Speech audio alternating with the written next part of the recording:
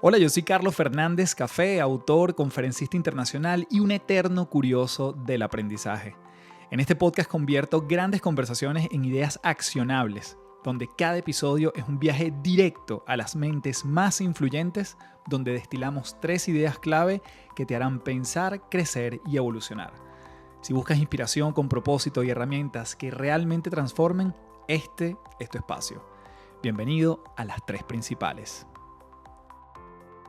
Y si el trabajo no fuera solo una fuente de ingresos, sino también un trampolín hacia tu felicidad. Mi nombre es Carlos Fernández, @Café del Éxito en todas las redes. Y en este episodio converso con Joama Caraballo Arias, autora del libro Los 7 secretos de la felicidad en el trabajo, sobre cómo transformar tu vida desde adentro hacia afuera. En este episodio hablamos de propósito, de salud mental, de productividad, pero también de esos momentos incómodos donde sentimos que no estamos donde deberíamos. Una conversación honesta, práctica y necesaria para quienes quieren construir bienestar personal y profesional. ¿Cuál de estos 7 secretos escribirías solo para ti? ¿Qué hacer cuando la empresa no cree en estos secretos? ¿Cómo evitar que el propósito se vuelva una carga? Escúchalo, compártelo y cuéntame con cuál secreto te conectas más. Así que comenzamos desde ya un nuevo episodio de las 3 principales. Bien, tenemos en las 3 principales a Joama Caraballo. Joa, qué maravilla poder encontrarnos finalmente para hablar de un tema que nos apasiona a ambos. Bienvenido a las 3 principales.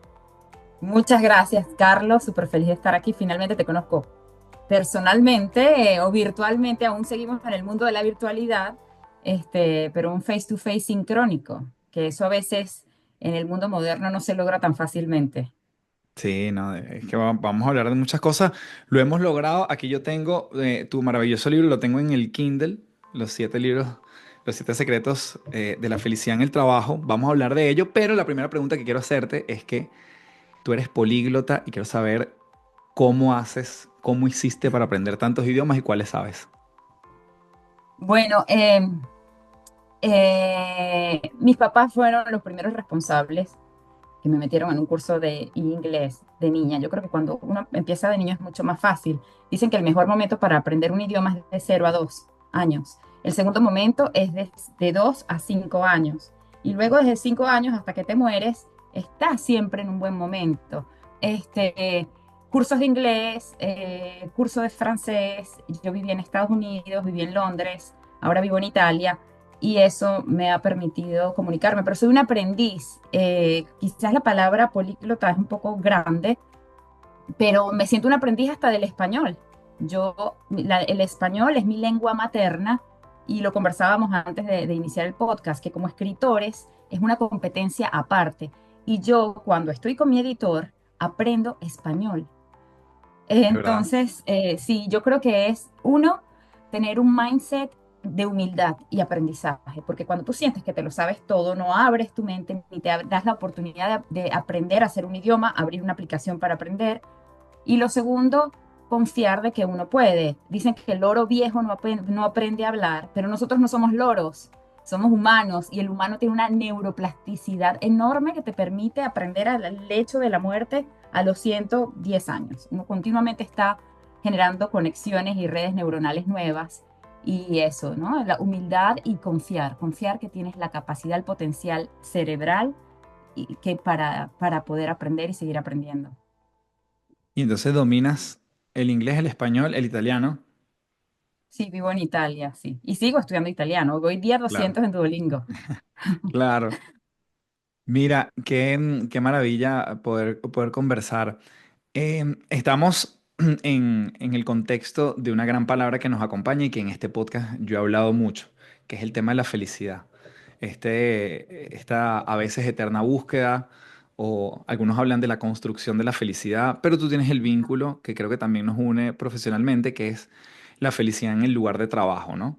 Ujú. Históricamente el trabajo no necesariamente es un ecosistema que se creó para dar felicidad, digamos, de los tiempos más antiguos, pero hoy en día claramente podemos encontrar parte de esa felicidad allí y quiero un poquito entender tu perspectiva. ¿Por qué te animaste a escribir el libro en primer lugar? Yo creo que siempre ha sido una búsqueda de mí misma. Hay algunos autores dicen que uno escribe el libro que necesita leer. Quizás en ese momento lo necesitaba aún más. Eh, y luego de entender la teoría y estar del otro lado, porque para poder conocer la salud y apreciarla tienes que estar enfermo o tener a alguien con un diagnóstico, una persona con cáncer, con una enfermedad terminal. En ese momento empiezas a valorar estar completamente sano. Simplemente tener un dolor de cabeza. Al tener un dolor de cabeza aprecias lo que significa la magnitud de estar saludable. En algún momento no estaba muy feliz y hubo un momento caótico, quizás también vivías en Venezuela, un momento donde había muchos elementos, hubo una caída abrupta de felicidad a nivel mundial según el World Happiness Report, donde Venezuela, que estaba posicionada en los países como los países más felices de Latinoamérica, bajó abruptamente. Eso generó una gran curiosidad en mí y lo veían los trabajadores. Los trabajadores decían, ¿cómo estás? Sobreviviendo aquí en la lucha, llevándola. Pero la palabra que prevalecía en los momentos más críticos en Venezuela era sobrevivir. Y sobrevivir es lo opuesto de la autorrealización, es lo más bajo en la pirámide de Maslow. Entonces esa búsqueda para ayudar a los demás y ayudarme a mí misma me hizo buscar herramientas, pero desde el punto de vista científico, porque soy profesora universitaria, un poco escéptica, y yo entendía que dar un masaje, una clase de yoga a los trabajadores no era equivalente a proporcionarles mayor felicidad duradera. Entonces esa búsqueda me hizo comenzar a plasmar, inicialmente para mis hijas, era un proyecto que yo decía, esto lo va a leer Marcela y Sofía cuando sean grandes. Y después estaba quedando como muy bueno, ¿y por qué no compartirlo al mundo? ¿Por qué no? Entonces, en la pandemia decidí que esto podía ser un producto, unas estrategias, un resultado para compartirlo con los demás. Mm. Ahora, este proceso de escribir un libro siempre es no solo retador, hay quienes nos gusta este proceso y creo que compartimos eso, pero llega un momento en que también los libros, uno tiene casi más cosas que quitar que seguir añadiendo, ¿cierto? Tú hablas de los 7 secretos de la felicidad, pero quiero empezar a ver si hubo algún secreto que no pusiste. O algo que te quedó por Gracias. fuera, así como tú dirías, bueno, No, ya, tengo que abandonarlo. hay que hacer un libro que se llame El Octavo. No, realmente hay muchos elementos, pero lo que yo hice fue como conglomerar por grupos. En la última investigación que publicamos, que se llama The Science of Happiness at Work, es un artículo científico, se detectó en toda la literatura existente hay aproximadamente 34 factores que influyen en la felicidad en el trabajo, no 7, 34, pero esos factores es lo que está publicado y no necesariamente ahí llegamos, seguramente hay 35 o 1000. Hay muchos elementos porque cada cultura tiene percepciones distintas de la felicidad. La felicidad es un constructo complejo que algunos lo definen como una sensación subjetiva de bienestar, percibida, autopercibida. Entonces mi autopercepción, además la mía propia, puede cambiar a lo largo de mi vida. Lo que me otorgaba felicidad a los 5 años, una chupeta, seguramente no es lo que me da felicidad hoy, ni lo que me dará felicidad en un futuro. Entonces es un proceso muy dinámico, cambiante, y sí, el libro por eso está en constante actualización. Ya tenemos una segunda edición en español y tenemos una primera edición que va a salir próximamente en inglés. Entonces ese está enriquecido con multivitaminas, hierro y minerales, para agregar. Y también le hemos quitado algunas cosas, pero sí, siempre podemos crecer, siempre podemos mejorar y esa es mi filosofía de vida. La dijiste en entre líneas, pero entonces, si quieres, comencemos por el tema de la definición de felicidad. Em, Incluso Eduardo Punset, quien era un divulgador científico catalán, él decía que la felicidad se encuentra en la sala de espera de la felicidad. Es decir, en anticipar algo, ya tú te puedes sentir feliz. Algo que va a pasar y que todavía no ha pasado, ya empieza a suceder algo en ti que puede ser llamado felicidad. ¿Cómo es tu definición? Y no sé si ha cambiado en el tiempo. Absolutamente, ha cambiado mucho y seguramente seguirá cambiando. Y eso es maravilloso, la flexibilidad. Eso de la anticipación, antes de definirlo, Eh, Muchas personas comienzan a liberar endorfinas y neurotransmisores de felicidad cuando preparan una vacación. Y resulta que nada más el solo hecho de empezar a comprar el boleto, ver el destino, buscar el hotel donde te vas a quedar, hablar del tema, genera felicidad. Y a veces la experiencia per se no es tan feliz como la preparación, la anticipación. Entonces tiene mucho que ver. Ahí demostramos que la percepción, la anticipación, los mecanismos psicológicos tienen un impacto fundamental.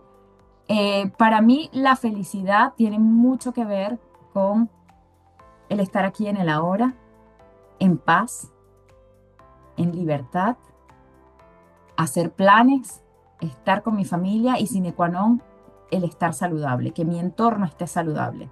Y si nos vamos a la definición utópica, porque aún la considero utópica de la Organización Mundial de la Salud, el concepto de salud es el completo estado de bienestar físico, psíquico y social, y no solamente la ausencia de enfermedad. Para mí eso es lo más cercano a mi concepto de felicidad. Yo, para mí eso se parece más a felicidad que a salud, porque no es Interesante. solamente la ausencia de enfermedad y es un completo, que es utópico. No siempre tenemos un completo. Es posible que por instantes tengamos un completo estado de bienestar y te llaman y ya se acabó ese completo estado. O ves una noticia y ahí cambia todo. Y eso es interesante que lo mencionas porque yo me acuerdo, y una de mis películas favoritas es En busca de la felicidad con Will Smith. Y si Sí. bien toda la película es un constante estrés de cómo él sobrevive a su situación económica, cómo queda en un trabajo, cómo le dicen que no, cómo va vestido de prácticamente de pintar su casa a una entrevista de trabajo. Y el último, yo creo que no debe durar 10 segundos, los 10 segundos de la película final, él dice, este momento se llama felicidad.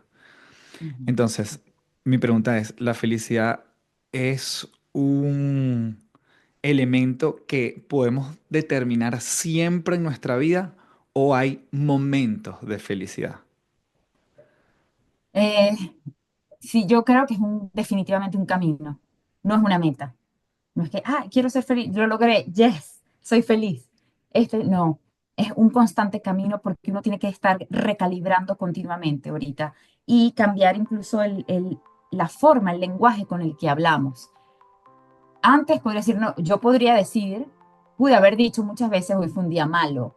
Ahora Joama Caraballo no tiene días malos, tiene momentos malos, Eso es interesante. horas malas, minutos malos. Recalibras, reenfocas, ves qué sí funciona en tu vida, qué está a tu alrededor, qué debes agradecer.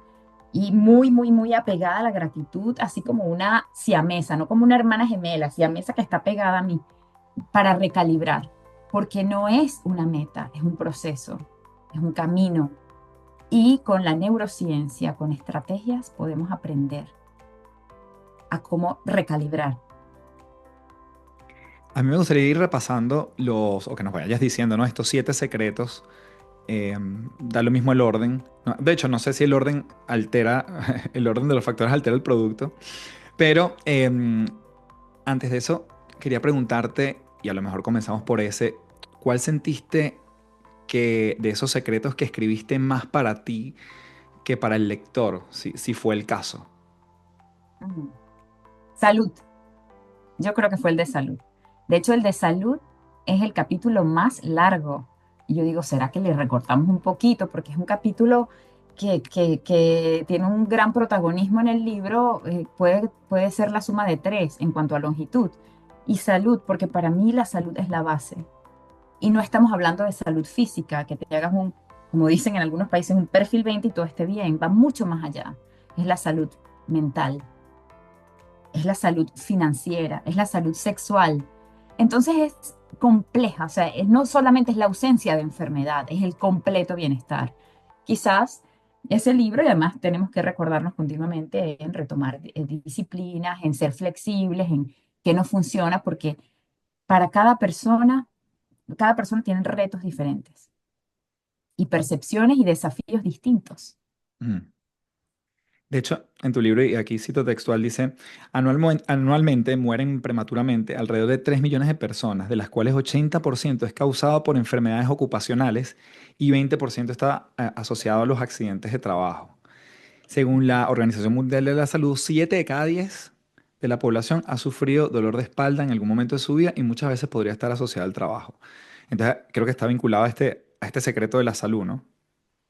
Sí, sí, definitivamente. Y lo más interesante es que de esos 3 millones de personas, el 100% es prevenible.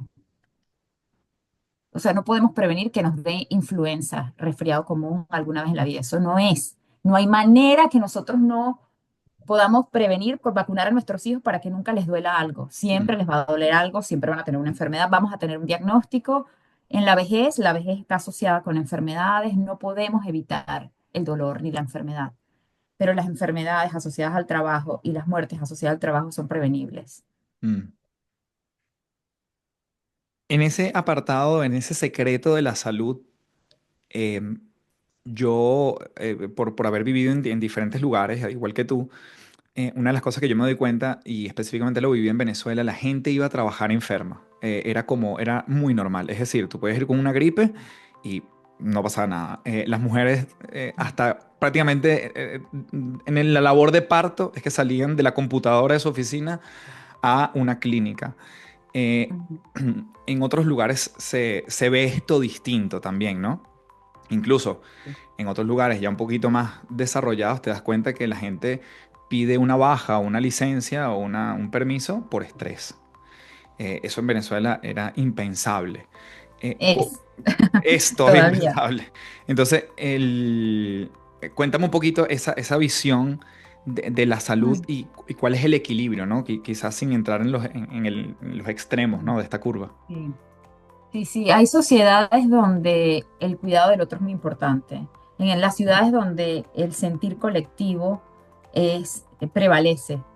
Entonces, vemos sociedades asiáticas donde la persona que tiene gripe espontáneamente comienza a utilizar el tapaboca, no para protegerse a sí mismo, para proteger al otro. Entonces, en esas ciudades, en esos países, en esas regiones, el cuidado colectivo es muy importante, el sentido de pertenencia a un grupo. Entonces, si yo tengo una enfermedad contagiosa, yo no voy a ir a contagiar a mis colegas. En otros países, perdón, el peso de los factores psicosociales, las enfermedades relacionadas a las esferas emocionales, tienen un mayor impacto y una percepción donde, por ejemplo, alguien podría decir, estoy estresada y necesito mi tiempo. Y el médico entender que eso sí es un problema. Ahora bien, en otras culturas, un poco más workaholics, más adictas al trabajo, donde la productividad prevalece, no está bien visto que la persona falle al trabajo porque tiene una gripecita. En muchas culturas, en muchas sociedades, la persona con un permiso del médico del trabajo o del obstetra, mejor dicho, puede trabajar cuando tiene 10 de dilatación, 1 de dilatación, o sea, hasta el último minuto, si tiene la fecha probable de parto, el 1 de abril, puede trabajar hasta el 31 de marzo. En otras culturas se entiende que el reposo prenatal no es para la mamá, es para el bebé. Es para que el bebé esté en un entorno menos estresante, la mamá tome agua, repose, duerme todo lo que tenga que hacer. Entonces hay culturas que cuidan un poco más a la mamá, a la mujer embarazada, que realmente sin tasa de natalidad no existirían culturas. En el momento en que países como este, como Italia, como Alemania, las tasas de natalidad están reduciéndose. Italia tiene 1,2 más o menos la tasa de natalidad, generan problemas para el reemplazo, para las generaciones de relevo, hasta para el sistema de pensiones Claro. económico. El, tú en este minuto estás en Bolonia, ¿verdad? En Italia. Sí, estoy en Tú Bolonia, sabes que Italia. yo una Sí. vez escuché, quiero que, no sé si esto es cierto, pero es que conecto una cosa con otra. Tuve un accidente que pudiese ser considerado laboral porque estaba en un torneo de la compañía, me fracturó el pie y justamente el médico que me atiende después en la clínica me dice que él estudió en Bolonia, Italia, y que Mm. está, yo no sé si la ciudad o como política de Estado, pero en la ciudad específica, porque siempre me recordé, tenían una práctica donde en las épocas donde hay bajo turismo, Ujú. por supuesto no tienen la misma ocupación en los hoteles y que hay hoteles que destinan para gente mayor, para lugares como de rehabilitación, para que y además digamos, la pasen distinto y la Sí. pasen bien en un ambiente completamente distinto, pero me pareció fascinante cómo utilizar tu propia infraestructura para hacer una movilización de gente y además generar ese flujo donde, en este caso en el turismo, caso hoteles, falta por el tema estacional, ¿no? Quizás en la parte más invernal. Mm. Em, ¿Qué has visto tú como políticas en general de salud? No sé si esto es cierto o no, pero en Italia particularmente.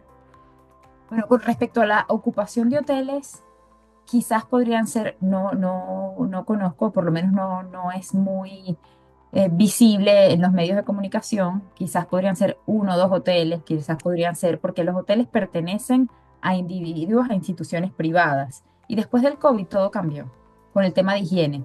Entonces, Claro. hay normas mucho más estrictas. El tener, en Italia particularmente tiene permisos sanitarios. Por ejemplo, aquí se come caballo, pero no se puede vender caballo cerca donde vendes carne y pollo. Tienes que tener unos sistemas de refrigeración específicos. Entonces, un centro que está destinado para la salud tiene que tener un permiso especial, un permiso sanitario, porque hay riesgos biológicos involucrados diferentes versus el sector de hotelería. Entonces, quizás es posible que estos modelos existan en algunos lugares particulares que tienen ese permiso dual, el permiso sanitario para atender pacientes y el permiso hotelero. Y no es tan fácil obtener un permiso en Europa y en Italia. Tienes que pasar por todo un proceso burocrático. Entonces, no, es posible que sí, seguramente existen estos modelos que tienen esta dualidad de atención y prestación de servicio al público. Yo te quiero preguntar por lo menos lo que es el segundo secreto en el caso del libro, el propósito, gran palabra. Cuéntame cómo tú lo trabajas y por supuesto a todos los que nos están escuchando, es decir, vayan a este libro porque creo que es una joya que combina la ciencia con muchas historias de tu vida, que es muy aterrizado, que se puede practicar y que al final algunas cosas pueden, y yo lo hago en mi propio trabajo, muchas cosas pueden sonar de sentido común, pero este libro trae una aplicación bien distinta que lo podemos transformar en práctica común. Secreto 2, propósito. Propósito. El propósito está muy conectado con nuestra misión. Es como esa sensación donde la persona cuando siente que está haciendo lo que tiene que hacer y muchas veces no está vinculado con el trabajo o no necesariamente tu actividad lucrativa es exactamente tu propósito. Una mamá que quiere tener 5 hijos porque ella soñaba con una familia numerosa, porque fue hija única y su gran placer es dedicarse a ser mamá. Y lo hace, seguramente ella está conectando con su propósito. Una de las cosas que a mí me hacía muy feliz cuando mis niñas eran chiquitas era cortarle las uñas. Es que yo me sentía autorrealizada. Yo sentía que, bueno, hoy así que fueron de las 5 mejores cosas que hice, esto. Y era algo tan simple que nadie lo podría entender. Por eso el propósito es muy particular, muy individual. Pero ¿qué pasa en estas sociedades de comparación, donde uno de los elementos que más impacta nuestra felicidad son las redes sociales, que nos estamos comparando continuamente? Entonces todos queremos ser ahora emprendedores. Ahorita hay como una epidemia, todo el mundo quiere emprender. Lanza tu negocio, yo seguramente en unos años todo el mundo va a tener un libro. Ahora todo el mundo va a ser escritor y con inteligencia artificial va a ser mucho más fácil, pero ¿qué calidad va a tener ese libro? Entonces el propósito es muy individual, es como tu huella dactilar y además tu huella, pero una huella dactilar que es posible que se modifique con los elementos que tengas en la vida. ¿Cuántas personas, por ejemplo, han tenido un trabajo ejecutivo y de repente, por ejemplo, el escritor de Líder que vendió su Ferrari, Robin Sharma. Abogado, es una historia un poco autobiográfica y de repente descubre que su verdadero propósito no es estar en litigios constantemente, sino ayudar a las personas a través de sus libros, a través de su mensaje.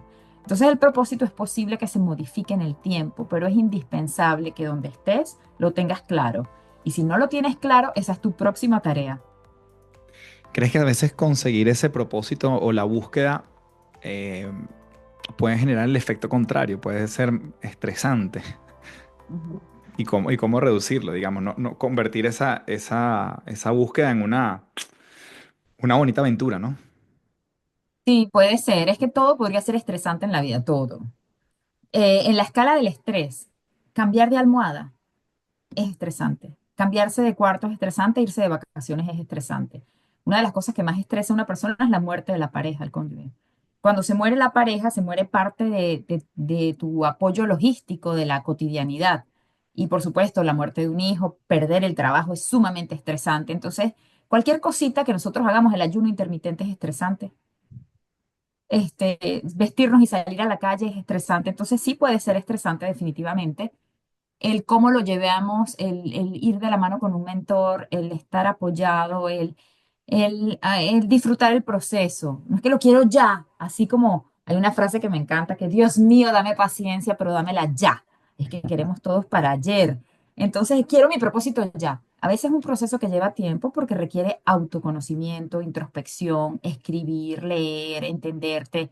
No es una receta rápida. De hecho, en el libro, en las instrucciones, yo digo, léelo a tu ritmo.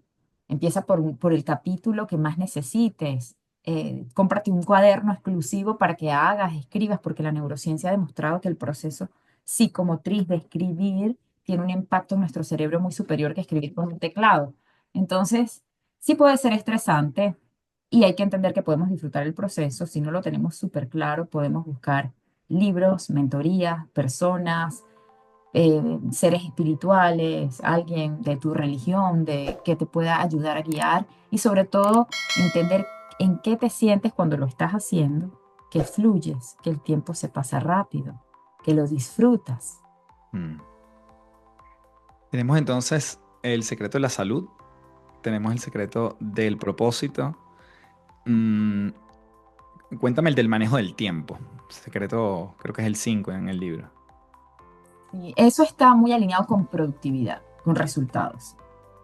Y vivimos en un mundo que queremos todo fast food, todo para allá, todo perfecto. Eh, y el manejo del tiempo realmente es el manejo de tu vida. Quien no sabe manejar y gestionar su tiempo, no sabe manejar su vida. Entonces, hay claves, y uno continuamente es un aprendiz, hay claves que te van ayudando a, este, yo planifico hasta mis vacaciones, o sea, yo me llevo mi agenda en las vacaciones para tener vacaciones con propósito, para saber qué es lo que quiero hacer, no dejarlo a la deriva, porque cuando dejas todo a la deriva, ay, no vi a mis amigos, ay, no llamé a no sé quién, no visité tal cosa. O no pude hacer la reservación porque había ya todos los boletos para entrar a la Torre de Pisa estaban agotados, o para ver al David de Miguel Ángel ya estaban agotados. Entonces hay que aprender a anticipar, no vivir tan reactivamente como hemos vivido nosotros quienes vivimos en países donde pensar en el largo plazo era un desafío. Nos volvimos por necesidad un poco cortoplacistas. Y todo era, bueno, como va viniendo, vamos viendo, si Dios quiere. Y entonces eso nos quitó, nos generó un poco de miopía del futuro.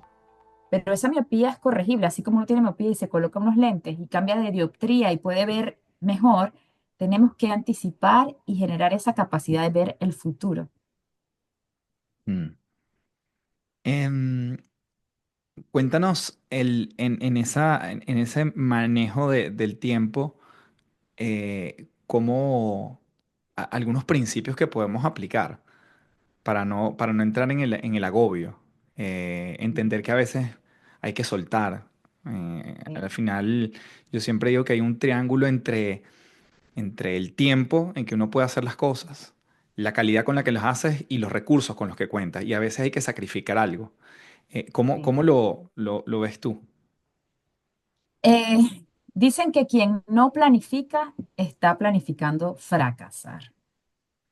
Y es completamente así. Yo ahora voy a montar en mis historias una foto porque en la mañana estaba recalibrando, otra vez replanificando, ajustando con flexibilidad. Y es importantísimo, de nuevo, vuelvo al lenguaje.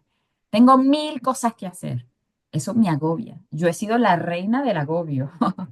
Yo he tenido 1000 cosas que hacer, pero cuando las aterrizas en una agenda, en un papel, tú te das cuenta que no son 1000. Es posible que sean 999, pero no 1000, porque a veces exageramos y nuestro lenguaje exagerado que tiene un impacto en nuestra reacción bioquímica del cerebro.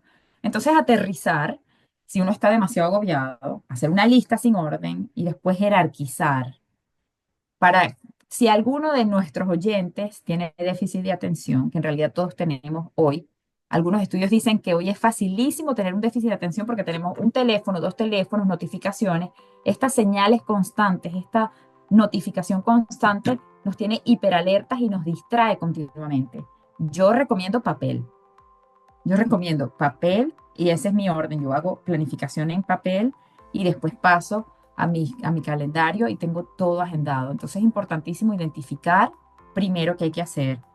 Y yo recomiendo, y lo tengo como un regalo bonus en el libro, La matriz de Eisenhower, que es lo urgente importante, que es lo urgente importante y eso es lo que tienes que hacer ya. Si yo no he pagado la luz y me van a cortar ahorita la luz, el internet, tengo que pagarlo ya, así tenga el podcast, porque si no, no puedo hacer el podcast. Entonces, atender lo urgente importante es una forma de priorizar y ver que no es urgente, que no es importante, y eso lo puedes delegar o tachar de tu agenda y decir, sabes que ya no quiero, ya no voy a hacer eso, ya no es necesario, no es vital para mi vida. De hecho, yo nunca en mi agenda, jamás, ni en mis proyectos anuales había puesto tiempo para pensar. Mm. Y este año 2025 le estoy dedicando tiempo a pensar, porque siempre estaba ocupada, adicta a un resultado, a un producto, a generar, a generar. Y ahorita quiero pensar. Me di el permiso de pensar para poder crear y para impulsar mi creatividad. Fíjate que ese secreto que en el libro es el número 5, que es el manejo del tiempo, después tiene como, puede ser un complemento o lo ves como algo distinto, porque hay un secreto que tú mencionas que es el de multiplicar la productividad y das varios ejercicios desde cómo optimizar la ruta del trabajo a la casa, desde cómo, no sé, hacer ejercicios de la pelvis, que son ejercicios que nadie te ve, de repente que estás en el trabajo pero estás ejercitándote. Y cómo eso, cuéntame cómo ese se complementa o es algo distinto si fue tu enfoque al secreto número 5. El secreto número 7 No, estamos hablando entonces ahora, multiplica tu productividad. y no está íntimamente relacionado, íntimamente relacionado. Porque sabes que una de las cosas que más anhelan los trabajadores, y seguramente quienes están escuchando van a decir, sí, sí, es verdad, es ganar más dinero. Yo le preguntaba a la gente, ¿qué tendría que tener para ti tu trabajo ideal? Ganar más, ganar bien. El ganar bien es muy distinto. Para algunos es 1000 euros, para otros es 100.000 euros mensual. Entonces, para cada persona es distinto. Y el manejo del tiempo lineado, enlazado, articulado con el aumento de la productividad, podría implicar una mejora de los ingresos económicos de la persona. Entonces, sí, están íntimamente correlacionados. Para seguir y después nos podemos extender igual en algún otro, ¿no? Pero no quiero que se me quede alguno por fuera, porque en el libro están completamente desmenuzados y a todos los que nos escuchan, nuevamente en la descripción del episodio vamos a dejar el link de Amazon para que lo puedan adquirir vía Kindle o vía física. El secreto número 6 es fijar estas metas smarter. Cuéntame un poquito qué son estas metas, cómo se desglosan. Las hemos escuchado antes, pero tú también tienes un enfoque bien particular. Sí, algunos dicen, esto de lo SMART tiene que ver con S, specific, M, measurable, que la puedas medir, la R, realistic. Si yo digo que mañana quiero ir a Marte, ajá, eso como que no está muy cerca de mi realidad, de mi contexto. Vivo en Italia, no soy amiga de Elon Musk, como para que él me dé la cola para ir a Marte. Entonces tiene que ser realista. Pero por otro lado, algunos autores dicen, y algunos soñadores sobre todo, algunos soñadores dicen que si ellos hubiesen puesto metas realistas, no llegarían a donde están. Mm. A veces tenemos que ser un poco irrealistas, pero en general a la mayoría de las personas el ser realista les ayuda para, o nos ayuda, para no frustrarnos ante unos resultados que no eran los que esperábamos. Entonces, entender cuál es nuestra realidad nos permite establecer metas realistas. Entonces dijimos, la R es realista, la T es time bound, que tiene que estar alineado a un tiempo específico. Yo no puedo decir quiero bajar de peso en el 2025. Yo tengo que decir quiero bajar 1 kilo al mes Claro. o 500 gramos al mes y establecer, yo quiero que para 6 meses yo baje 6 kilos y lo voy a medir mensualmente y semanalmente. Me compro una báscula, no solamente que me mida peso, sino porcentaje de masa magra, agua y músculo. Entonces tiene que ser bien específica la forma como nosotros hagamos esa medición. Specific, la T, y la E, ecological, ecológica. Porque si yo quiero bajar de peso y construir masa muscular y tengo un trabajo, un full time y tengo 5 hijos, ¿y en qué tiempo? Que si yo voy al gimnasio, voy a dejar de compartir con mis hijos. Entonces tiene que ver que si en tu ecosistema lo puedes lograr. Si yo quiero ir a Marte y tengo una familia y uno de los riesgos es morir, eso es ecológico, está dentro de tu ecosistema. Si yo quiero convertirme en un astronauta de la NASA y también quiero tener familia, ¿cómo compenso esas dos cosas? Me refiero no necesariamente a un astronauta que está detrás de las cámaras, sino el que se monta, que sabe que puede morir. Entonces, entender que nuestro trabajo puede ser un riesgo. Yo quiero ser médico sin fronteras y me voy a la outbreak de ébola y puedo morir y dejar a mi familia. Yo tengo que comprender que si esa meta se ajusta con la vida que yo quiero tener. Mm. Y después está el reconfortante, ¿no? Que es la R, de Smarter. Sí. Que es Reconfortante, exacto. Tiene que ser algo que tenga sentido y no una meta prestada. Me quiero hacer un mami, ¿cómo le dicen? Mami talk, es extreme makeover. Ajá, porque todo el mundo está flaca, todo el mundo, todos están las influencers, están así con ciertas cosas. Ajá, bueno, pero realmente eso es lo que quiero, está alineado a mis valores. Por ejemplo, una meta que hubo en nuestra época cuando éramos estudiantes en la universidad, todo el mundo se colocaba implantes de mama en Venezuela. Venezuela era el segundo país del mundo después de Brasil con la mayor cantidad de cirugías estéticas. Y hoy muchas de mujeres se están quitando el implante por el síndrome de Asia, que es un síndrome que tiene que ver con enfermedad autoinmune.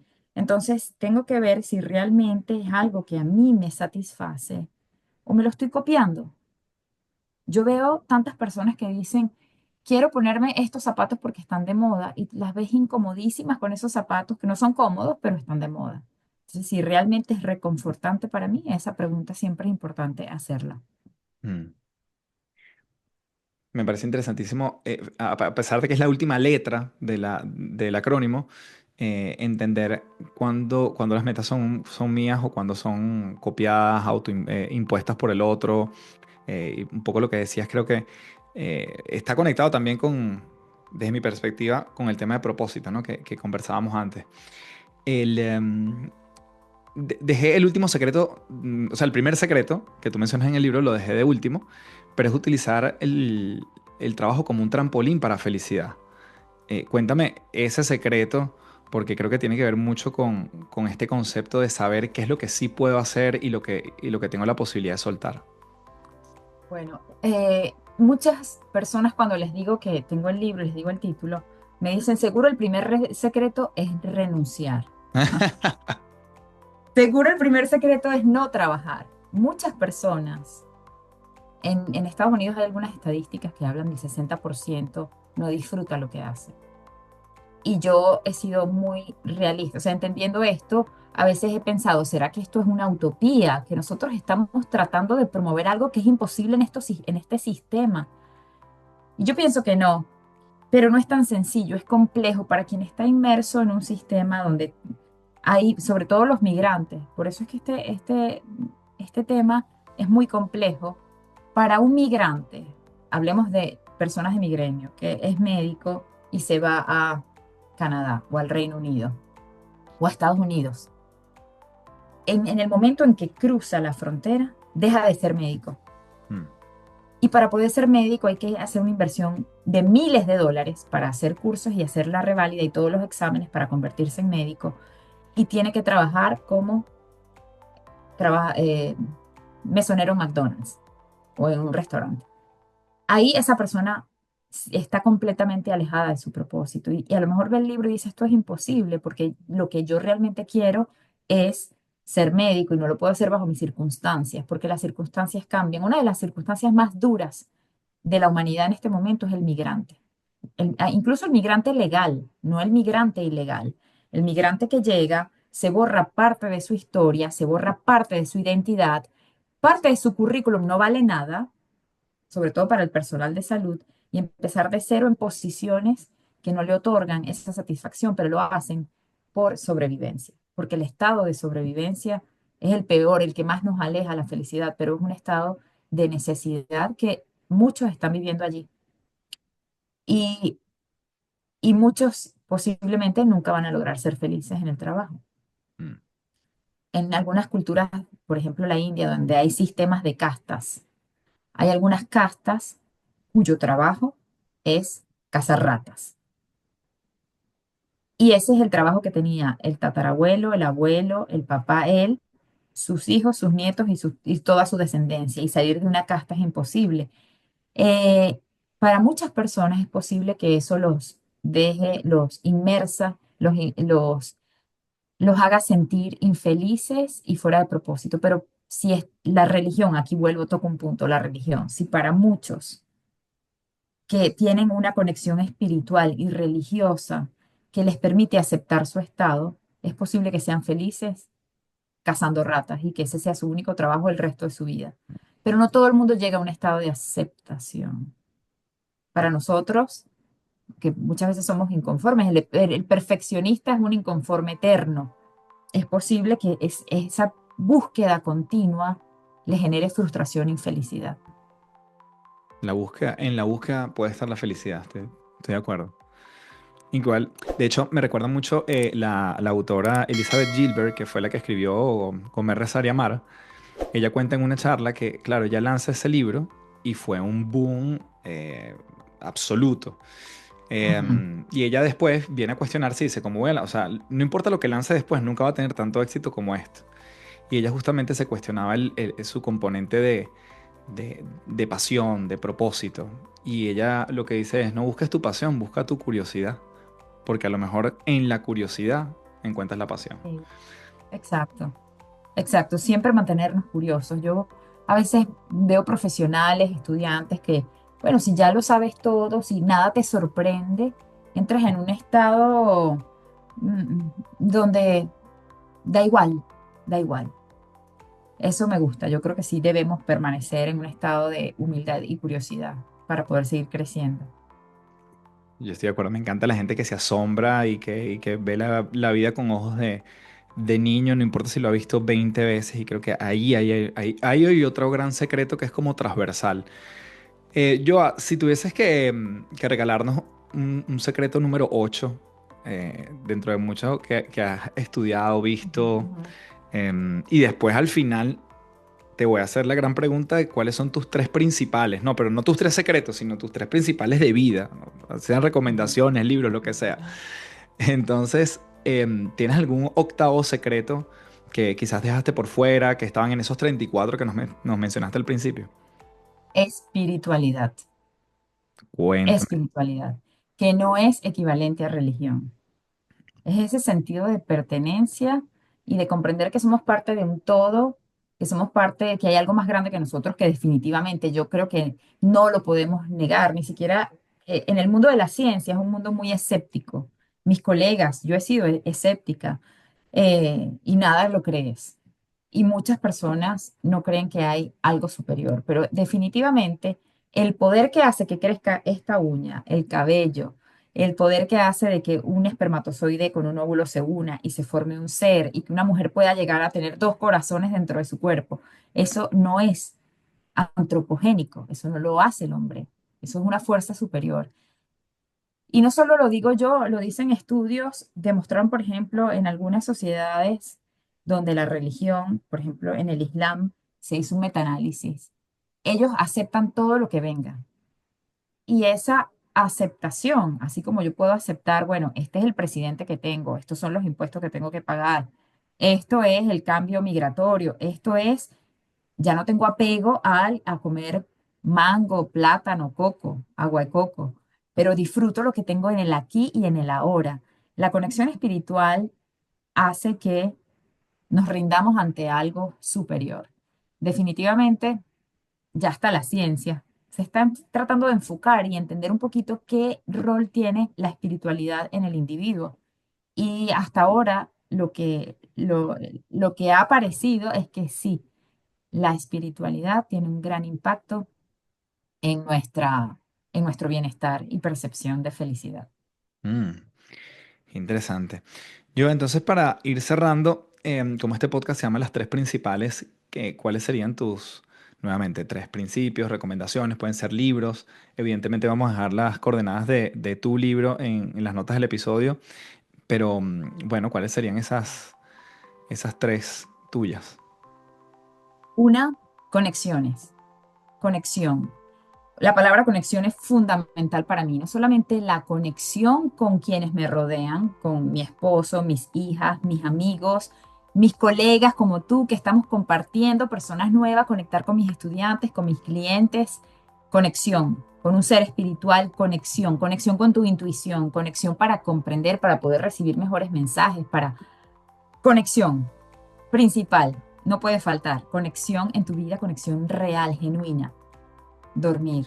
No puede, somos seres humanos, sí, somos seres espirituales en un cuerpo, pero ese cuerpo necesita descanso, reparación.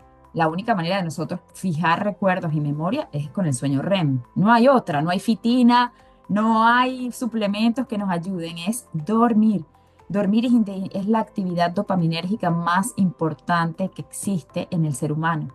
Dormir mejora nuestro sistema inmunológico y no dormir es el mejor predictor de mal humor. Mira qué bueno. Entonces, si nosotros no dormimos, vamos a estar mal. El dormir tiene que ver con felicidad. Entonces, dormir. Y estoy pensando en el tercero. Es que como no lo había preparado, un tercero que sea esencial para mí, esencial. Coherencia, yo pienso que puede ser coherencia. Cuando yo estoy en coherencia, eh, todo es mejor, porque la coherencia es que lo que pienso, lo que siento es lo que estoy haciendo. Por ejemplo, este podcast. Estoy siendo completamente coherente. Si yo viniera aquí a defender las corridas de toros, por ejemplo, o pues viniera aquí a hablar de que estoy de acuerdo con que paguemos tantos impuestos, yo no me sentiría coherente. Pero cuando estoy coherente en mi trabajo, en mis rutinas, en lo que como, en lo que digo, en mis acciones, en el manejo del tiempo, en lo que transmito, yo creo que esas tres serían mis tres principales. Maravilloso. Bueno, yo a todos los que nos están escuchando, les dejamos aquí nuevamente los 7 secretos de la felicidad en el trabajo. Lo tienes por ahí en físico, yo lo tengo en digital, tú lo Sí, tienes en ya físico, por lo, favor. Neurociencia para una vida laboral saludable, productiva y feliz por la doctora Joama Caraballo Arias. Ahí está, espectacular. Y bueno, los dejamos a todos para que sumérjanse en las páginas y además vivan sus propios secretos, ¿no? Y saquen sus propios secretos, que esto sirva de inspiración para que cada quien encuentre exactamente. sus propios secretos. Te dejo el micrófono para que te despidas, nos dejas tus coordenadas, dónde encontrarte y gracias en mayúscula por este tiempo. Gracias, Carlos. Para mí ha sido un súper placer estar aquí. Me consiguen en todas partes como @Joama Caraballo Arias. Estoy en Instagram, LinkedIn, TikTok, YouTube Shorts y lo que venga. Tenemos que montarnos en la ola y adaptarnos a lo que venga, a las novedades del mundo moderno. Bueno, gracias y seguimos en contacto. Un fuerte abrazo. Muchas gracias a ti. Fue un placer. Recuerda suscribirte en el canal de YouTube totalmente gratis, dejarme tu comentario, tu valoración en Spotify y como siempre me despido diciéndote, transfórmate en paz.